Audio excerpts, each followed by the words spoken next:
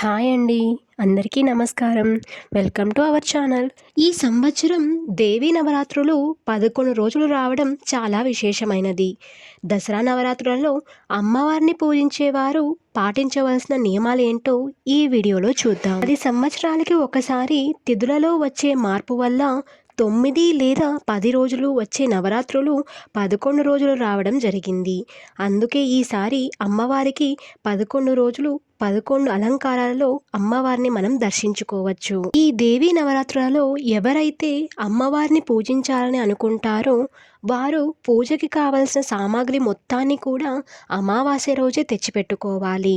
దేవీ నవరాత్రులలో బ్రహ్మచర్యం పాటించవలసి ఉంటుంది. ఈ నవరాత్రులలో అమ్మవారిని పూజించేవారు నేల మీద చాప వేసుకొని పడుకోవాలి.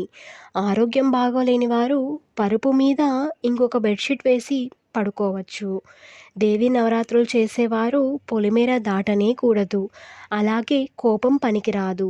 అలా ఉంటే అమ్మవారి అనుగ్రహం తగ్గిపోతుందని చెప్పవచ్చు. అలాగే శుచిగా ఉండాలి. మైల ఉన్నవారిని తాకకూడదు. దేవీ నవరాత్రులలో హింసాత్మకమైన పనులు చేయకూడదు. అలానే ఎదుటివారి మీదకి గొడవ పడడం కానీ, వారి మీద చాడీలు చెప్పడం కానీ ఇలాంటివేవీ చేయకూడదు. శాకాహారం మాత్రమే తీసుకోవాలి. చద్దన్నం, వెల్లుల్లిపాయ ఆహారంలో తీసుకోకూడదు. ఈ నియమాలు పాటిస్తూ అమ్మవారిని పూజిస్తే కనుక మనం కోరిన కోరిక ఖచ్చితంగా నెరవేరుతుందని చెప్పవచ్చు. ఈ వీడియో కనుక మీకు నచ్చినట్లయితే లైక్ చేయండి, షేర్ చేయండి, సబ్స్క్రైబ్ చేసుకోవడం మర్చిపోకండి. Thank you for watching.